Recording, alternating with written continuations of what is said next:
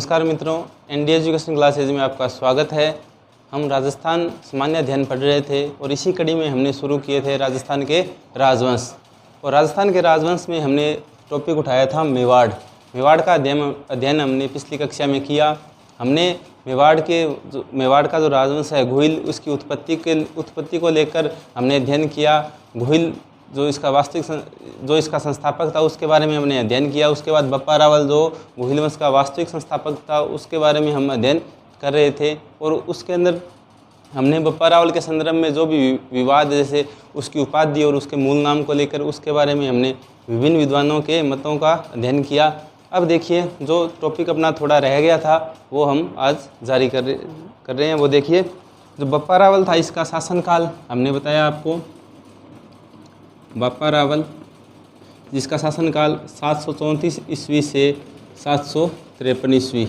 ठीक है, जल्दी से हम जो पीछे का है वो भी थोड़ा रिवाइज कर लेते हैं। इसका मूल नाम था कालभोज।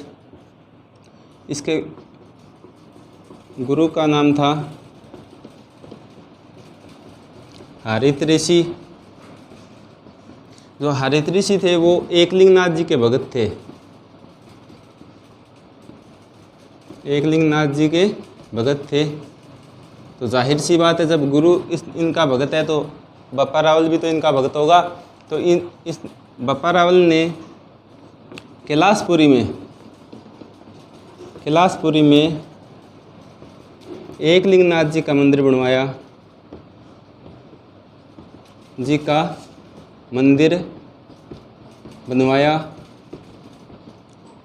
जो ये कैलाशपुरी में एकलिंगनाथ जी का मंदिर बनवाया है, ये जो पाशुपत संप्रदाय है इसकी प्रधान पीठ है, ध्यान रखना। क्योंकि हरित ऋषि है जो पाशुपत संप्रदाय से संबंध रखते थे। और जो कैलाशपुरी में बप्पा रावल ने एकलिंगनाथ जी का मंदिर बनवाया, जो क्या है, पाशुपत संप्रदाय की प्रधान पीठ है। अब देखना, बप्पा रावल ने अपनी राजधानी बनाई थी नागदा को। बप्पा रावल ने राजधानी नागदा को बनाई। इसने सोने के सिक्के चलाए थे। जैसा कि हमने पिछली कक्षा में पढ़ा था कि सोने के सिक्के चलाए। एक सिक्का हमें खुदाई में मिला था तो जिसका वजन था 115 ग्रेन, यानी सोने के सिक्के चलाए इसने। सोने के सिक्के चलवाए। मेवाड़ का प्रथम शासक था जिसने सोने के सिक्के चलवाए थे। और एक सिक्के का वजन हमें ज्ञात होता है कि 115 ग्रेन। तो सोने के सिक्के इसने चलवाए। तो चांदी के सिक्के हमने देखा था आगरा के अंदर 2000 सिक्के मिले थे जो जिन पे श्री घुइल अंकित था। यानी तो चांदी के सिक्के किसने चलवाए थे? घुइल ने चलवाए थे। अब देखना कि जो पाकिस्तान का जो रावलपिंडी कस्बा है, ये बप्पा रावल का एक सैन्य ठिकाना हुआ करता था। बप्पा रावल के नाम पे ही जो रावलपिंडी है उसका नामकरण है और बप्पा रावल ने उसको बसाया था। देखिए, आगे चलते हैं। आपने शायद लिख लिया होगा ये, वैसे पिछली कक्षा में बताई हुई है सारी बातें। तो जो पाकिस्तान का जो रावलपिंडी कस्बा है, पाकिस्तान का रावलपिंडी कस्बा बप्पा रावल का सैन्य ठिकाना हुआ करता था। सैन्य ठिकाना था। जो इनकी जो समाधि बनी हुई है वो कैलाशपुरी में एकलिंगनाथ जी के मंदिर से 1 मील की दूरी पे है, जिसको बप्पा रावल कहते हैं। इनकी समाधि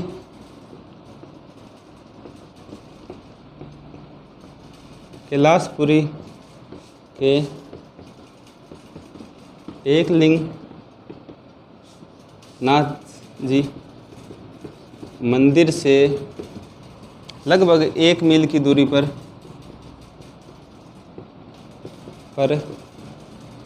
स्थित है,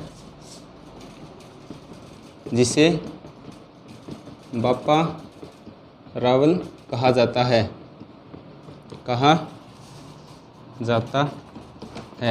इन्होंने 753 ईस्वी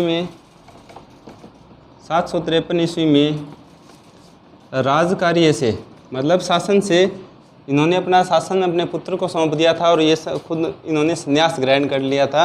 इन्होंने राजकार्य से संन्यास ग्रहण किया, मतलब संन्यास ले लिया इन्होंने और राजकार्य अपने पुत्र खुमान को सौंप के ये भक्ति में लीन रहने लगे।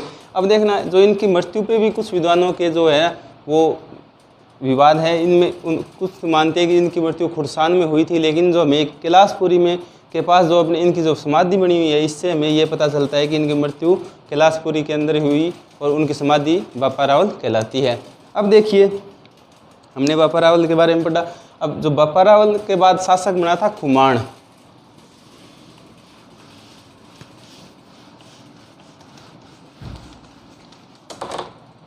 अब अपना टॉपिक, बापा रावल के बाद शासक बना, जिसको हम कहते हैं काल भोज भी। बापा रावल के बाद शासक बना खुमान और खुमान के बाद बना था भृतपट और भृतपट के बाद बना है अल्लट। हमें यहाँ पे रुकना है, क्यों? इनके बारे में कोई विशेष जानकारी हमें नहीं मिलती।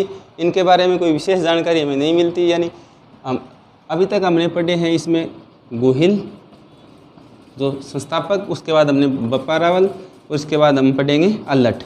इसको थोड़ा विस्तार से पढ़ना पड़ेगा हमें, क्योंकि अल्लट से क्वेश्चन एग्जाम में पूछे जाते हैं और ये अपने आप में महत्वपूर्ण भी है, क्योंकि इन्होंने कुछ ऐसे कार्य किए जो मेवाड़ में प्रथम बार हुए। अब देखना, अल्लट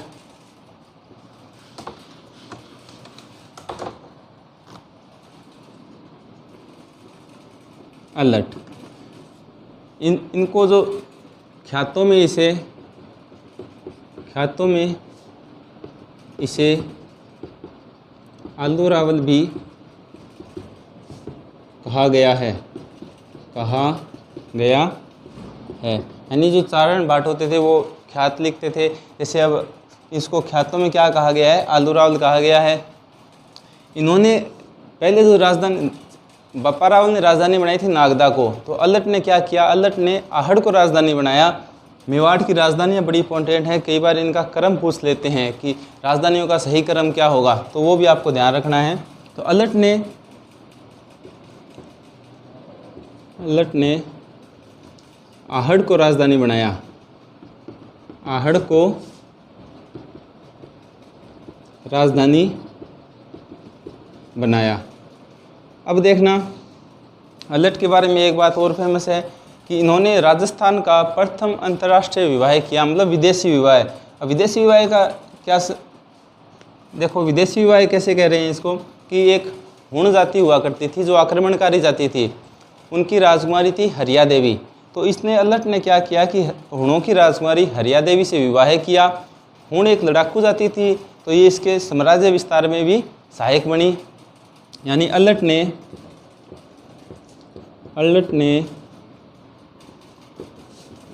मेवाड़ का तो राजस्थान का भी है, क्यों? इससे पहले कोई विदेशी विवाह अपने यहाँ हुआ नहीं था। तो अल्लट ने मेवाड़ का प्रथम अंतर्राष्ट्रीय या विदेशी भी बोल सकते हैं, विदेशी का संबंध इससे कि जो भारतवर्ष का नहीं है, ठीक है। अल्लट ने प्रथम विदेशी विवाह किया। अब देखिए विवाह के बारे में कि एक हुण एक जाति हुआ करती थी जो विदेशी जाति थी, आक्रमणकारी जाति थी। हुण जाति की राजकुमारी हरिया देवी, हुण जाति की राजकुमारी हरिया देवी से इसने विवाह किया। अब देखना अल्लट के बारे में, अल्लट ने स्थापत्य कला में भी अपना योगदान दिया था। अल्लट ने आहड़ में वराह मंदिर का निर्माण करवाया। अल्लट ने आहड़ में वराह मंदिर का निर्माण कराया। शायद ये लिख लिया क्या आपने? ठीक।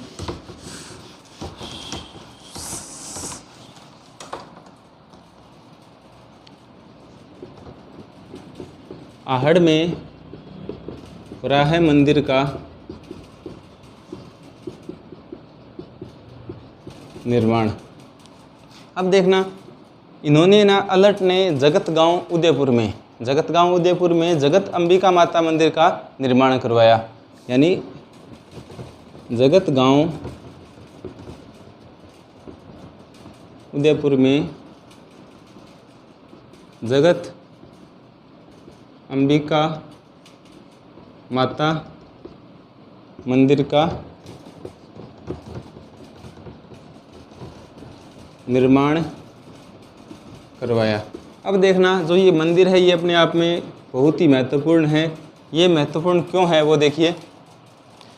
पहले तो देखिए, आहड़ में वराह मंदिर का निर्माण, जगत गांव उदयपुर में जगत अंबिका माता मंदिर का निर्माण। जगत अंबिका माता मंदिर को मेवाड़ का खजुराहो कहते हैं, मेवाड़ का खजुराहो। अब इसको अगर मेवाड़ का खजुराहो कहते हैं तो राजस्थान का खजुराहो कौन है? राजस्थान का खजुराहो, राजस्थान का खजुराहो है किराड़ू के मंदिर, किराड़ू के मंदिर। किराड़ू के मंदिर कहाँ है? ये है हातमा गांव बाड़मेर में। राजस्थान का खजुराहो किसे कहते हैं? किराड़ू के मंदिर को।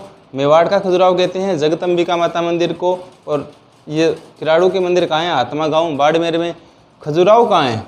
हम ये तो चलो इनकी तुलना की जाती है खजुराहो के मंदिरों से। तो खजुराहो है एमपी यानी मध्य प्रदेश में। जो खजुराहो है वो कहाँ है? खजुराहो के जो मंदिर है वो है एमपी यानी मध्य प्रदेश में। ठीक है, मध्य प्रदेश में। अब देखिए, ये था अपना अलट। अलट के बाद शासक बना था नरवाहन।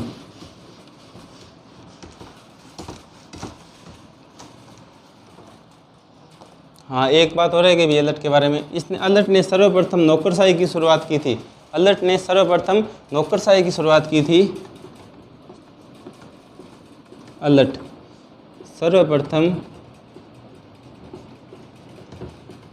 नौकरशाही की शुरुआत। नौकरशाही का मतलब कि तनख्वाह देकर काम करवाना। इन्होंने अपने सैनिकों को तनख्वाह देना स्टार्ट किया, अपने जो कर्मचारी थे, कर्मचारी वर्ग को तनख्वाह देना शुरुआत की।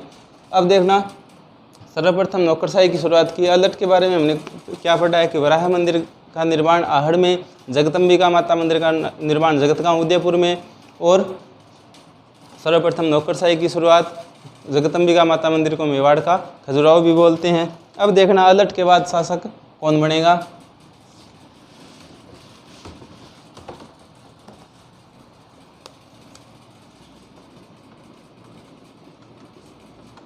अलट। अलट के बाद बनता है नरवाहन। नरवाहन के बाद बनता है शालिवाहन, और शालिवाहन के बाद शासक बनता है शक्ति कुमार, या कई पुस्तकों में इसको शक्ति सिंह भी लिखा गया है, शक्ति सिंह। अब हमें इसके बारे में थोड़ा ध्यान करना है। इनके बारे में कोई विशेष जानकारी हमें नहीं मिलती, यानी अलट के बाद हमें सीधा ध्यान किसका करना है? शक्ति कुमार का, शक्ति सिंह का। इनके शासनकाल की भी जानकारी हमें नहीं मिलती कहीं, अब प्रमाणिक जानकारी नहीं मिलती। अब देखना, शक्ति कुमार, इसके बारे में ध्यान क्यों करेंगे? क्योंकि ये अपने पूर्वजों की भांति कोई शक्तिशाली शासक नहीं था, ये थोड़ा निर्बल था। इसके शासनकाल में परमारों के आक्रमण होते थे मेवाड़ पे। तो एक परमार शासक था मुंज, यानी शक्ति सिंह के काल में परमार शासक मुंज ने मेवाड़ पर आक्रमण किया और चित्तौड़ पर अधिकार किया। अब देखना, अब परमार शासक जो मुंज है उसने इसको युद्ध में हराया और चित्तौड़ पे अधिकार किया। अब जो मुंज का छोटा भाई जिसका पुत्र था भोज, यानी मुंज का भतीजा हो गया, मुंज का भतीजा था भोज परमार। तो यानी चित्तौड़गढ़ दुर्ग में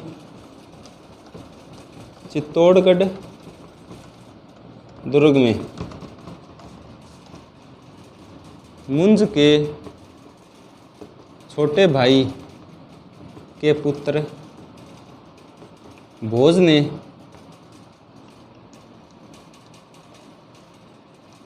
त्रिभुवन नारायण मंदिर का निर्माण करवाया।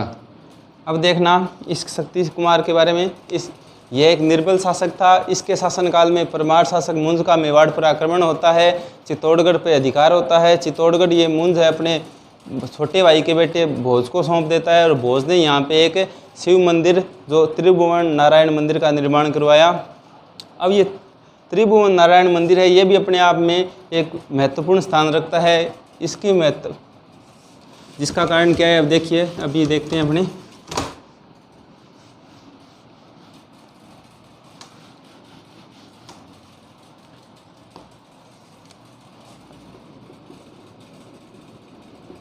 त्रिभुवन नारायण मंदिर जो वास्तव में एक शिव मंदिर है, इसका निर्माण करवाया था भोज परमार ने। अब देखो जब हम आगे पढ़ेंगे, जब मोकल जब शासक बनेगा, अपना लाखा का पुत्र मोकल शासक बनेगा, तब ये मंदिर जर्जर अवस्था में होगा और इसका जो जीर्णोद्धार है, इसकी जो मरम्मत है वो मोकल करवाएगा। यानी इसका जो जीर्णोद्धार है, जीर्णोद्धार महाराणा मोकल ने करवाया, इसलिए इसे मोकल मंदिर भी कहते हैं, मोकल मंदिर भी कहते हैं। और इसी मंदिर का दूसरा नाम है समिधेश्वर, समिधेश्वर मंदिर। अब ये बनवाया किसने था? भोज परमार ने। अब कहीं आप भोज इसका गोहिल वंश से आप संबंध कराओ, ये गलत हो जाएगा। ये इम्पोर्टेंट बात है कि भोज परमार ने इसका निर्माण करवाया था और इसका जो जीर्णोद्धार है वो महाराणा मोकल ने करवाया, जिसको मोकल मंदिर, इसलिए इसे मोकल मंदिर भी कहते हैं और समिधेश्वर मंदिर भी इसको कहा जाता है। अब देखना शक्ति कुमार के बाद शासक बनता है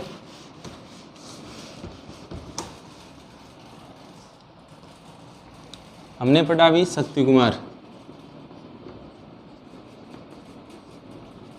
ठीक है। शक्ति कुमार के बाद जो शासक आता है उसका नाम है रण सिंह या करण सिंह है। अब कोई विशेष जानकारी तो इनके बारे में भी नहीं है, लेकिन ये अपने आप में महत्वपूर्ण इसलिए हो जाते हैं कि इनके दो बेटे थे, एक तो था शेम सिंह और एक था राहब। अब देखना कि शक्ति कुमार एक जो निर्बल शासक था, उसके काल में परमार मुंज का आक्रमण हुआ, चित्तौड़ में भोज परमार ने त्रिभुवन नारायण मंदिर बनवाया। इसके बाद मेवाड़ का शासक बनता है रण सिंह या करण सिंह। ये इसलिए फेमस है क्योंकि इनके दो बेटे थे, छेम सिंह और राहब। और यहाँ पे इनका जिक्र क्यों किया हमने? जो अभी तक हम गोहिल वंश पढ़ रहे हैं, अब ये गोहिल वंश यहाँ से दो शाखाओं में विभाजित होगा। यहाँ अभी तक तो गोहिल ही थे, अब ये गोहिल वंश यहाँ से दो शाखाओं में विभाजित होगा। पहली शाखा जो कहलाएगी राघव शाखा या रावल या गोहिल, ठीक है। यानी छेम सिंह के वंशज क्या कहलाएंगे? या तो रावल लगाएंगे अपने नाम के आगे उपाधि, राघव या गोहिल। और जो राहब है, इसने क्या किया कि मेवाड़ के अंदर ही एक गांव बसाया जिसका नाम था सिसोदा गांव, सिसोदा गांव। तो सिसोदा गांव का होने के कारण इनके वंशज क्या कहलाए? सिसोदिया। अब आप सोचोगे कि ये बताने की क्या ज़रूरत है? जब रावल शाखा का अंत होगा तब सिसोदिया शाखा चित्तौड़ पे अपना गोहिल वंश की पुनः स्थापना करेगी, इसलिए ये राहब अपने आप में इम्पोर्टेंट हो जाता है। पूछ ले कि सिसोदिया शाखा की शुरुआत किसने की? तो राहब ने की। रावल शाखा की शुरुआत छेम सिंह है। अब देखो यहाँ से गोहिल वंश जो अभी तक के जो शासक थे अपने, गोहिल, बप्पा, रावल, अलट, शक्ति कुमार, नरवान, जो भी हमने पढ़े वो सब गोहिल थे। अब उन करण सिंह के बाद इनके दो बेटे हुए, छेम सिंह और राहब। अब यहाँ से गोहिल वंश दो शाखाओं में विभाजित हुआ। अब देखना, पहली शाखा गोहिल राघव या रावल शाखा, दूसरी शाखा सिसोदा गांव में राहब ने सिसोदा गांव बसाया। तो सिसोदा गांव का होने के कारण ये शाखा क्या कहलाई? सिसोदिया शाखा कहलाई। और यहाँ के जो शासक हुए आगे, उन्होंने अपने नाम के आगे क्या लगाया? राणा या महाराणा। ठीक है। और ये शासक क्या लगाते थे, जैसे रावल रतन सिंह है, ठीक है, महाराणा प्रताप, राणा कुंभा, आपने ये पढ़ा होगा। अब देखिए इसके बाद छेमसिंह के बाद ये लिख लिया होगा,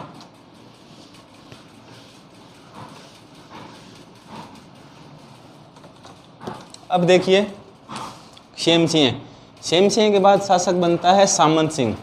शेमसिंह के बाद शासक कौन बनता है, सामंत सिंह। अब देखना शेमसिंह, इसके बाद शासक बनता है सामंत सिंह। अब ये अपने आप में इम्पोर्टेंट इसलिए है क्योंकि इसके शासनकाल में एक तो जालौर के चौहान इस पे आक्रमण करते हैं, और इधर अपने जो अजमेर है, अजमेर का शासक है पृथ्वीराज चौहान तृतीय, जिसने मोहम्मद गौरी से युद्ध किया था, प्रथम युद्ध में विजेता, दूसरे युद्ध में हार का सामना किया। अब देखना ये तो है मेवाड़, ये है मेवाड़, यहाँ पे है जालौर, ठीक है, और यहाँ पे है अजमेर। हमें इन तीनों का एक साथ अध्ययन करना है। जालौर का शासक है इस समय कीर्तिपाल चौहान, ठीक है, और अजमेर का शासक है पृथ्वीराज चौहान तृतीय, ठीक है। इन तीनों का साथ में अध्ययन करना है हमें। अब जो जालौर का शासक है कीर्तिपाल चौहान, इसको कहा जाता है कित्तू एक महान राजा, कित्तू एक महान राजा, यानी इसकी उपाधि इसको किसने दी, कित्तू एक महान राजा की उपाधि दी थी इसको मुहैणोत नैणसी। और जो ये मुहैणोत नैणसी मारवाड़ रियासत से संबंध रखता था। अब देखो मुहैणोत नैणसी को कहा जाता है राजपुताने का अबुल फजल का जिक्र हम कर चुके हैं पहले, जो क्या कौन था, ये अकबर का इतिहासकार था, आईन अकबरी पुस्तक का लेखक।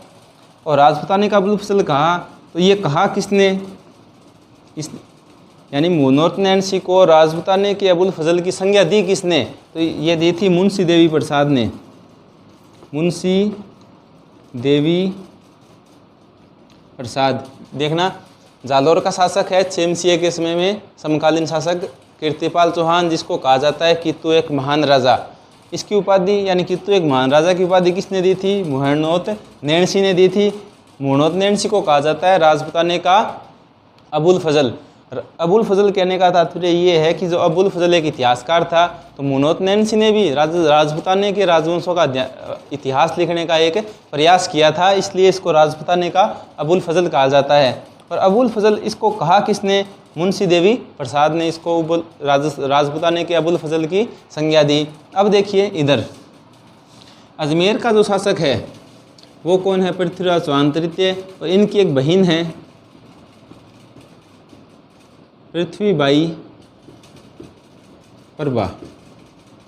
अब क्या होता है कि पृथ्वीराज चौहान अपनी बहन पृथ्वीबाई प्रभा का विवाह सामंत सिंह से करता है, ठीक है, इनके साथ वैवाहिक संबंध स्थापित हो गए इनके।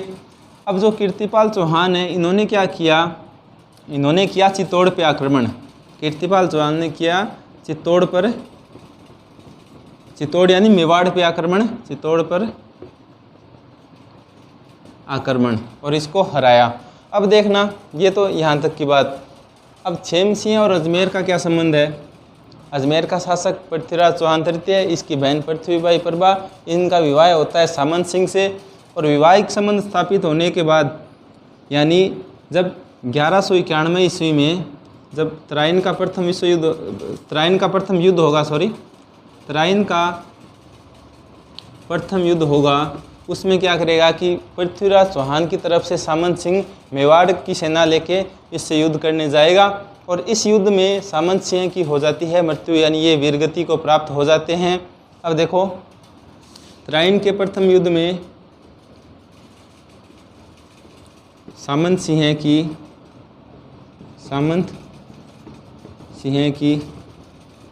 मृत्यु, ठीक है। अब देखिए इसकी मृत्यु हो जाती है प्रथम युद्ध में, अब इसका एक छोटा भाई है कुमार सिंह। सामंत सिंह का छोटा भाई कौन है? कुमार सिंह। चूँकि कीर्तिपाल चौहान ने छेमसिंह को युद्ध में हराया, ठीक है, ये बात क्लियर है अभी। अब देखो इसका छोटा भाई सामंत सिंह का छोटा भाई कौन है? का छोटा भाई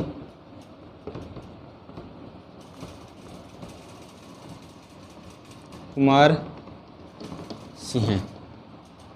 अब इसने क्या किया कि अपने भाई की पराजय का बदला लिया कीर्तिपाल चौहान से, ठीक है। अब देखो कीर्तिपाल चौहान ने छेमसिंह पे आक्रमण किया, चित्तौड़ पे आक्रमण किया, चित्तौड़ पे अधिकार भी किया, ठीक है। सामंत सिंह की मृत्यु हो जाती है 1191 में तराइन के युद्ध में। तो अब ये इसका छोटा भाई शासक बनता है और ये कुमार सिंह है, कीर्तिपाल चौहान पे आक्रमण करता है और चित्तौड़ को पुनः प्राप्त करता है, ठीक है। अब देखिए इसको दोबारा समझ लीजिए आप कि छेमसिंह के बाद शासक बना सामंत सिंह। छेमसिंह के बाद शासक कौन बना? सामंत सिंह। सामंत सिंह के समकालीन जालौर का शासक था कीर्तिपाल चौहान और अजमेर का शासक था पृथ्वीराज चौहान तृतीय। अब देखना, जालौर का शासक था कीर्तिपाल चौहान, जिन्होंने इस पे आक्रमण किया चित्तौड़ पे आक्रमण किया, चित्तौड़ पे अधिकार भी किया, ठीक है। अब अजमेर का जो शासक था पृथ्वीराज चौहान, इसकी छोटी बहन थी पृथ्वीबाई प्रभा, इसका विवाह होता है सामंत सिंह से। सामंत सिंह तराइन के प्रथम युद्ध में पृथ्वीराज चौहान की तरफ से लड़ने के लिए जाता है और वीरगति को प्राप्त होता है। इसके बाद शासक बनता है कुमार सिंह। कुमार सिंह क्या करता है कि अपने भाई की हार का या पराजय का बदला लेता है कीर्तिपाल चौहान से और चित्तौड़ पुनः प्राप्त करता है, ठीक है।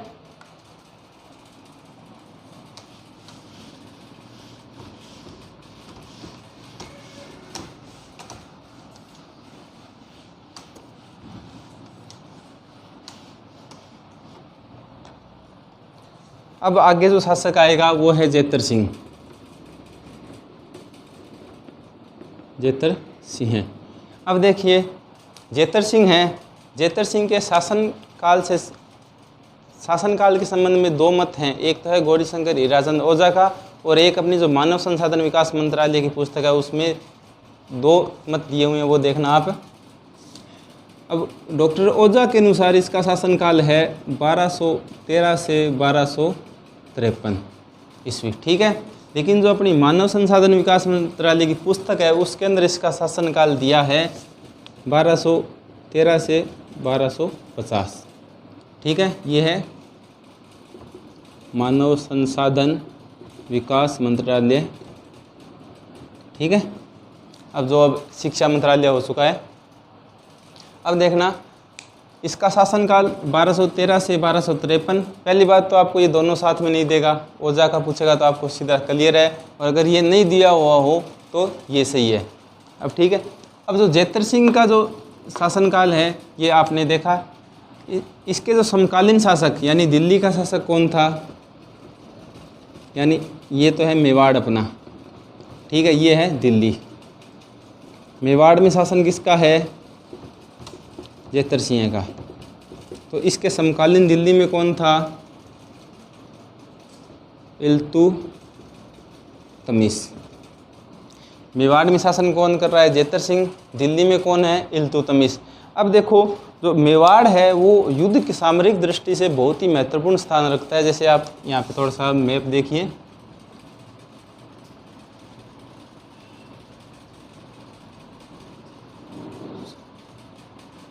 ये कुछ भारत ऐसे है अपने, दिल्ली यहाँ है और मेवाड़ यहाँ है। अगर दिल्ली के शासक को अगर दक्षिण भारत का अगर कोई सैन्य अभियान ले जाना पड़े तो ये जो रास्ते में मेवाड़ रास्ते में आता था, गुजरात जाए तो मेवाड़ रास्ते में आता है, मालवा जाए तो मेवाड़ रास्ते में आता है, और दक्षिण भारत जाए तो भी मेवाड़ रास्ते में आता है। अब देखना इल्तुतमिश ने ये सोचा कि अगर मैं मेवाड़ पे अधिकार कर लूँ तो मेरे दक्षिण के अभियानों का रास्ता है वो एकदम साफ हो जाएगा, मेरे अभियानों के अंदर कोई बाधा उत्पन्न नहीं होगी। तो इसने इस गलतफहमी में इसलिए कह रहा हूँ कि अब देखना आप, इसने मेवाड़ पे क्या किया, आक्रमण, यानी जेतर सिंह पे इसने क्या किया, आक्रमण किया, जो किया था 1227 ईस्वी में।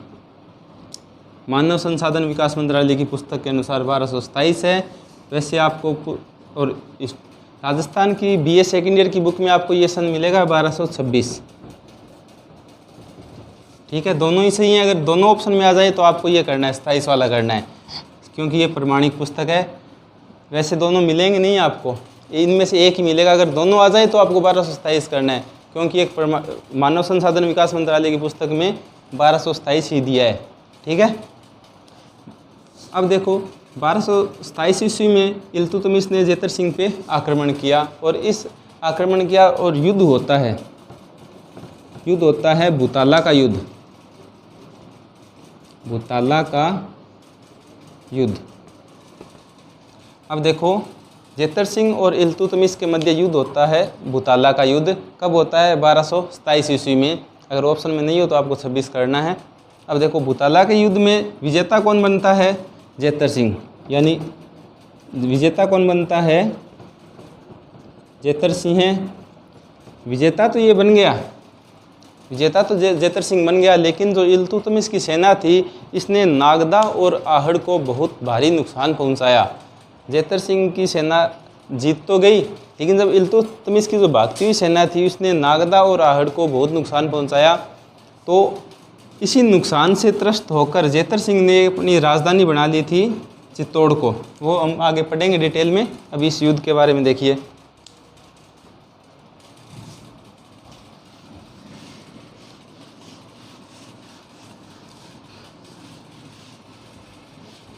जेतर सिंह के काल में महत्वपूर्ण युद्ध होता है बुताला का युद्ध। बुताला का युद्ध, ठीक है। ये कब होता है? 1227 में, ठीक है। और कई जगह आपको 1226 में मिलेगा। अब इस युद्ध में विजेता कौन होता है? विजेता होता है जेतर सिंह। जेतर सिंह विजेता होता है, लेकिन नागदा और आहड़ को भारी नुकसान पहुंचने के बाद इसने अपनी राजधानी बदल ली। यानी जेतर सिंह ने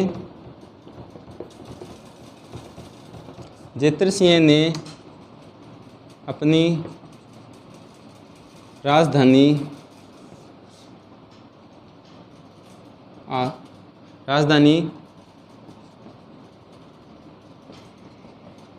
चित्तौड़ को बनाया। जेतर सिंह ने राजधानी चित्तौड़ को बनाया, मतलब चित्तौड़ को राजधानी किसने बनाया है? जेतर सिंह ने। बप्पा रावल ने नागदा, अल्लट ने आहड़ और जेतर सिंह ने चित्तौड़ को राजधानी बनाया है, ठीक है। ये बात ध्यान रखना आप। अब देखना कि जेतर सिंह इतना शक्तिशाली था, इसका हमें उल्लेख मिलता है चिरवा के अभिलेख में।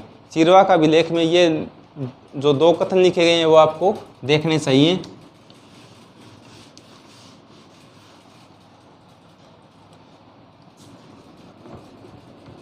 चिरवा का अभिलेख। इस अभिलेख के अंदर जेतर सिंह के बारे में एक कथन कहा गया है कि जेतर सिंह इतना शक्तिशाली था कि गुजरात, मारवाड़, मालवा और दिल्ली के सुल्तान भी इसका कुछ नहीं बिगाड़ सकते। यानी ये कथन लिखा गया है कि जेतर सिंह इतना शक्तिशाली था कि मारवाड़, मालवा, गुजरात और दिल्ली के शासक इसका कुछ नहीं बिगाड़ सकते। मतलब इससे भयभीत रहते हैं। ये इसका लिखा तो संस्कृत में गया, लेकिन मतलब इसका यही है, ठीक है। इसके अंदर एक कथन और लिखा गया है कि जेतर सिंह अपने शत्रु राजाओं पर पर्ले मारुत के समान था। पर्ले मारुत के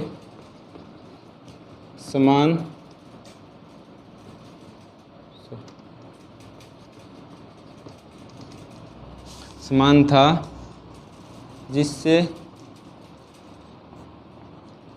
किसका चित्त नहीं कांपेगा। अब देखना कि कि जो जेतर सिंह है वो अपने शत्रु राजाओं पर एक पड़ले की भांति आक्रमण करता था, जिसे देखकर जो इसके शत्रु राजा थे वो अपने आप भयभीत हो जाते थे। अब देखो कि पहले आक्रमण किया इल्तुतमिश ने। इल्तुतमिश का उत्तराधिकारी आया नसरुद्दीन महमूद। नसरुद्दीन महमूद ने भी इस पे आक्रमण किया अपने पिता की हार का बदला लेने के लिए। अब देखो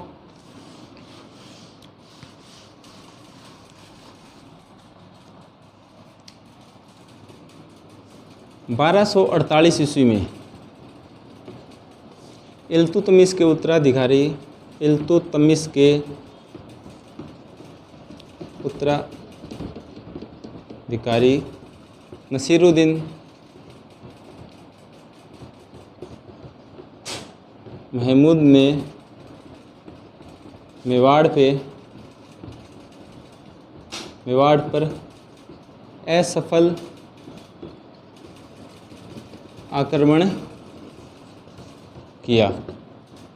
मतलब कि जब इल्तुतमिश की युद्ध में पराजय हुई तो इसका बदला लेने के लिए इसका जो पुत्र था नसीरुद्दीन महमूद, इसने भी 1248 ईस्वी में इस पे आक्रमण किया और असफल आक्रमण मतलब हार का सामना उसे करना पड़ा। अब देखिए जेतर सिंह के शासनकाल में कोई स्थापत्य कला का विकास ज़्यादा नहीं हो सका, क्योंकि इसका जो शासनकाल है वो अपने युद्धों में ही चला गया। इसको अपने पड़ोसी शासकों से संघर्ष करना पड़ा, अपने जो दिल्ली के सुल्तान से इसको संघर्ष करना पड़ा। तो इसके शासनकाल में तो स्थापत्य कला का थोड़ा बहुत नुकसान ही हुआ था। क्यों? क्योंकि हमने पढ़ा कि भूताला के युद्ध में जब इल्तुतमिश की सेना हार जाती है तो उसने आहड़ व नागदा की जो स्थापत्य थी उसको स्थापत्य कला एकदम नष्ट कर दिया था, जिससे त्रस्त होकर जेतर सिंह ने अपनी राजधानी चित्तौड़ बनाई। अब देखिए आज हमने इस कक्षा में क्या पढ़ा है उसको हल्का सा रिवाइज कर लेते हैं कि आज हमने क्या पढ़ा। ये लिख लिया होगा आपने। आज हमने शुरू किया था बप्पा रावल से। चलो स्टार्टिंग से ये हल्का सा देख लेते हैं। गोहिल 566 ईस्वी में गोहिल वंश की नींव रखता है। आदि पुरुष बप्पा रावल वास्तविक संस्थापक 734 ईस्वी में चित्तौड़ पे अधिकार करता है और 753 ईस्वी में वो अपना राजनीति से संन्यास लेता है। एकलिंगनाथ जी मंदिर का निर्माण करवाता है जो पाशुपत संप्रदाय की प्रधान पीठ है। बप्पा रावल के बाद शासक बनता है खुमाण के बाद बनता है बृहस्पत के बाद बनता है अल्लट आहड़ को राजधानी बनाता है। प्रथम विदेशी विवाह करता है और नौकरशाही को लागू करता है, यानी तनख्वाह दे के काम करवाना। ठीक है, इसको आलूराउल भी कहा गया। अल्लट के बाद शासक बना था नरवाहन के बाद शालीवान के बाद शक्ति कुमार के शासनकाल में परमार शासकों ने मेवाड़ पे आक्रमण किए और चित्तौड़ पे अधिकार किया। मेवाड़ पर परमार शासक था मुंज के छोटे भाई के पुत्र भोज ने चित्तौड़गढ़ दुर्ग में त्रिभुवन नारायण मंदिर का निर्माण करवाया जो एक शिव मंदिर था, और इसी शिव मंदिर का जीर्णोद्धार करवाया था महाराणा मोकल ने। उसके बाद जो त्रिभुवन नारायण मंदिर है वो क्या बन जाता है, क्या कहलाता है, मोकल मंदिर कहलाता है। ठीक है, अब इसके शक्ति कुमार के बाद शासक बनता है रण सिंह के दो पुत्र होते हैं छेम सिंह और राहप ने सिसोदा गांव बसाया और सिसोदिया शाखा की स्थापना की, और छेम सिंह ने राघव शाखा, रावल शाखा या गोहिल शाखा को आगे बढ़ाया। इसके वंश छेम सिंह के वंशज कहलाए रावल और राहप के वंशज कहलाए राणा। अब ठीक है, छेम सिंह के बाद सामंत सिंह शासक बनता है। सामंत सिंह के शासनकाल में आपको 3 बातें ध्यान रखनी है। सामंत सिंह के समकालीन जालौर का शासक कीर्तिपाल चौहान, अजमेर का शासक पृथ्वीराज चौहान तृतीय। पृथ्वीराज चौहान तृतीय अपनी बहन पृथ्वीबाई प्रभा का विवाह करता है सामंत सिंह से, और सामंत सिंह इसी वैवाहिक संबंध के तहत वो अपने पृथ्वीराज चौहान की तरफ से तराइन के प्रथम युद्ध में ये भाग लेता है और वीरगति को प्राप्त होता है। लेकिन इस घटना से पहले एक घटना और घटित होती है जिसमें क्या होता है कि कीर्तिपाल चौहान जो एक महान राजा, इसने चित्तौड़ पे आक्रमण किया और चित्तौड़ को अपने अधिकार में लिया। जब सामंत सिंह की मृत्यु हो जाती है तो उसका भाई कुमार सिंह कीर्तिपाल चौहान से युद्ध करता है और अपना चित्तौड़ वापस लेता है। ठीक है, यहाँ तक समझ में आया। अब इसके बाद क्या होता है कि जेतर सिंह शासक बनता है। जेतर सिंह का शासनकाल ओझा के अनुसार 1213 से 1253 ईस्वी, लेकिन मानव संसाधन विकास मंत्रालय की जो पुस्तक है उसके अंदर 1213 से 1250। इसके शासनकाल में एक महत्वपूर्ण युद्ध होता है भूताला का युद्ध, जो 1227 ईस्वी में मानव संसाधन विकास मंत्रालय की पुस्तक में, और 1200 कुछ पुस्तकों में आपको 1226 भी मिलेगा। लेकिन जो डॉक्टर ओझा है वो इस युद्ध को, यानी भूताला के युद्ध को, भूताला का युद्ध ओझा के अनुसार 1222 से लेके 1229 के मध्य कभी लड़ा गया है। कोई फिक्स समय नहीं बताया इन्होंने, ये चीज़ इंपॉर्टेंट हो जाती है यहाँ पे, क्योंकि इन्होंने फिक्स समय नहीं बताया है, केवल इन्होंने कुछ 1222 से लेकर 29 के मध्य कभी भी हो सकता है इनके अनुसार। लेकिन मानव संसाधन विकास मंत्रालय 1227 बताता है, और शर्मा बाबा की पुस्तक या जो भी अन्य पुस्तकें हैं उनके अंदर 1226 मिलता है। ठीक है, इसके बाद इल्तुतमिश का आक्रमण होता है, असफल आक्रमण बोल सकते हैं उसको, लेकिन नागदा और आहड़ को भारी नुकसान होता है और चेतर सिंह अपनी राजधानी चित्तौड़ को बना लेता है। ठीक है, और इसके आगे का हम पढ़ेंगे अगली कक्षा में। तब तक के लिए राम राम।